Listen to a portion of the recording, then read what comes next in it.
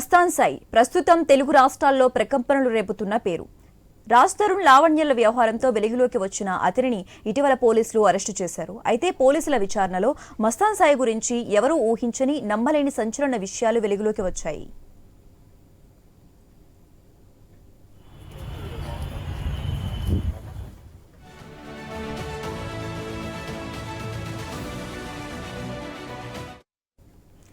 Mastan Sai psycho అంటే ఎలా ఉంటాడో, మనిషి అనేవాడు ఎలా ఉండకూడదో చెప్పడానికి బెస్ట్ ఎగ్జాంపుల్.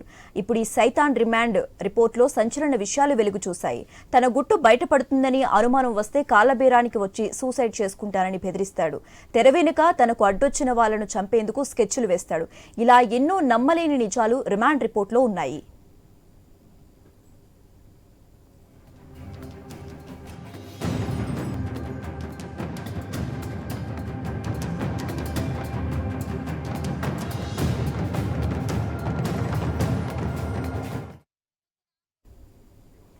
జనవరి 30న మస్తాన్ సాయి లావణ్య ఇంటికి వెళ్లి గొడవ చేయకపోతే వీడెంత కామ పిశాచో, ఎన్ని వందల మంది అమ్మాయిల జీవితాలతో ఆడుకున్నాడో అంతటి దారుణమైన వ్యక్తో బయటకు తెలిసేది కాదేమో.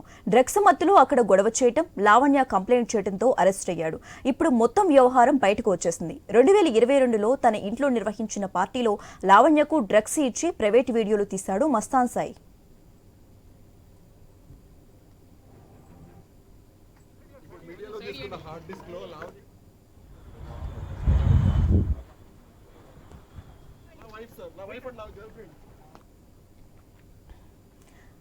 ఆ తరువాత ఈ విషయం లావణ్యకు తెలియటంతో ఇద్దరి మధ్య గొడవలు మొదలయ్యాయి. మస్తాన్ సాయి, లావణ్య మధ్య గతంలో రాజ్ తరుణ్ రాజీ కుదిర్చాడు. మస్తాన్ ల్యాప్టాప్లో ఉన్న లావణ్య వీడియోలు డిలీట్ చేయించాడు. అయితే అవి డిలీట్ చేసే లోపే వేరే సిస్టంలోకి వాటిని కాపీ చేసి దాచిపెట్టుకున్నాడు. ఇలాంటి చాలా అరాచకాలు రిమాండ్ రిపోర్ట్లో ఉన్నాయి.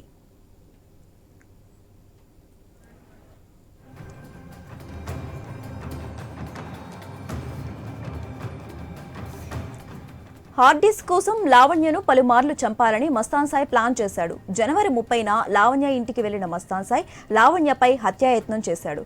దీంతో అతనిపై ఎన్డీపీఎస్ సెక్షన్ను కూడా జోడించారు పోలీసులు. ఈ కేసులో మస్తాన్ సాయి, అతడి స్నేహితుడు కాజాకు డ్రగ్స్ పాజిటివ్గా నిర్ధారణ అయ్యింది.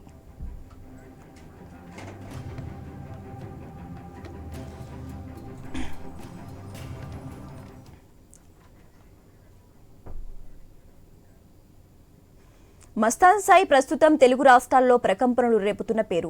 రాజ్ తరుణ్ లావణ్యల వ్యవహారంతో వెలుగులోకి వచ్చిన అతనిని ఇటీవల పోలీసులు అరెస్టు చేశారు. అయితే పోలీసుల విచారణలో మస్తాన్ సాయి గురించి ఎవరూ ఊహించని నమ్మలేని సంచలన విషయాలు వెలుగులోకి వచ్చాయి.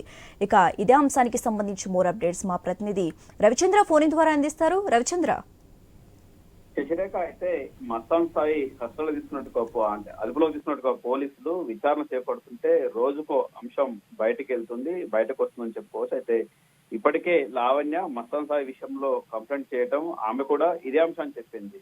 గతంలో ఈ విధంగా మస్తాన్ సాయి కొంతమంది యువతలకు ఈ విధంగా డ్రగ్స్ అలవాటు చేస్తారు. ఆ తర్వాత మత్తులోకి జారుకున్న తర్వాత అశ్లీల దృశ్యాలు, దాంతో పాటు ఆ విధంగా ఆయన ఫోటోలు తీసేసి ఆ తర్వాత బ్లాక్ మెయిల్ కు పాల్పడతాడంటూ లావణ్య ఫిర్యాదు చేసింది. లావణ్య ఫిర్యాదు మేరకు ఈ విధంగా పోలీసులు అరెస్టు చేసేసి రిమాండ్ కు తరలించి విచారణ చేపడుతూ అందులో సంచలన విషయాలు బయటకు వస్తున్నాయని చెప్పుకోవచ్చు. అయితే మస్తాన్ సాయికి ఆర్జే శేఖర్ భాషతో కూడా సంబంధాలు ఉన్నట్టు కూడా విషయం తెలుస్తుంది. అయితే ఆర్జే శేఖర్ భాషను కూడా అదుపులో తీసుకొని విచారణ చేపడితే మరిన్ని అంశాలు కూడా బయటకు వస్తాయని చెప్పుకొస్తున్నారు.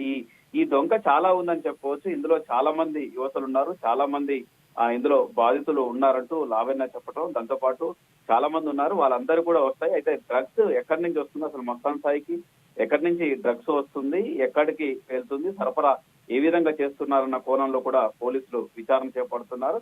అయితే పోలీసులు కూడా మస్తాన్ సాయిని ఒక వారం రోజుల పాటు పోలీస్ కస్టడీ పిటిషన్ వేశారు. అసలు కస్టడీ పిటిషన్ వేసి తీసుకుంటే విచారిస్తే ఇంకా ఈ డ్రగ్స్ సంబంధించిన అంశాలు కావచ్చు, మస్తాన్ సాయి గతంలో ఎవరెవరితోటి ఇలాంటి బ్లాక్ మెయిల్ కావచ్చు, ఈ విధంగా ఒక విధంగా చెప్పాలంటే సైకో లాగా ప్రవర్తించారనేది దీన్ని బట్టి అర్థమవుతుందని చెప్పుకోవచ్చు. అయితే ఆయన్ని పూర్తి స్థాయిలో అదుపులో తీసుకొని ఇంకా విచారిస్తే ఇందులో చాలా మంది బాధితులు వచ్చేటువంటి అవకాశం ఉంది. అంతేకాకుండా మస్తాన్ సాయి ఆర్జే శేఖర్ భాషతో ఉన్నటువంటి సంబంధాలు ఆ కోణంలో కూడా పోలీసులు విచారణ చేపడుతున్నారు. శశిరేఖ.